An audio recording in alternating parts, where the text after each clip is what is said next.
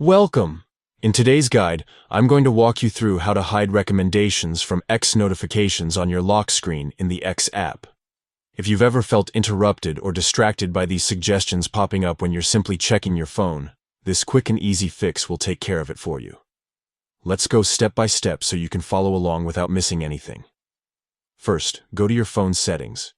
This is where all of your app and notification controls are managed, so it's always the best place to start whenever you want to customize how your apps behave. Next, scroll down and tap on Apps. Here you'll see the complete list of all the applications installed on your device. From this list, find and tap on the X app. Once inside the X app settings, tap on Notifications. This section is important because it gives you control over every type of notification the app is allowed to send. From here, tap on Notification Categories. This breaks down the different types of alerts and updates the app may send to your device.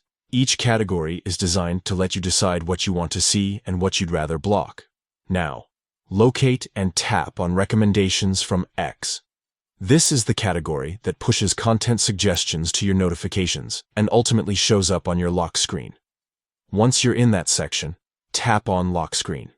Here, you'll be able to choose how or if these recommendations appear when your phone is locked. To completely stop them from showing, select Don't Show Notifications. This will ensure that recommendations won't pop up on your lock screen anymore. And that's it. You've now turned off recommendations from X notifications on your lock screen. From now on, you'll only see the updates that you've chosen to keep visible, making your lock screen a much cleaner and distraction-free space. This is a quick change, but it makes a big difference in keeping your phone more personal and less cluttered. If you ever change your mind and want these notifications back, you can just follow the same steps and switch the setting again. Thanks for following along.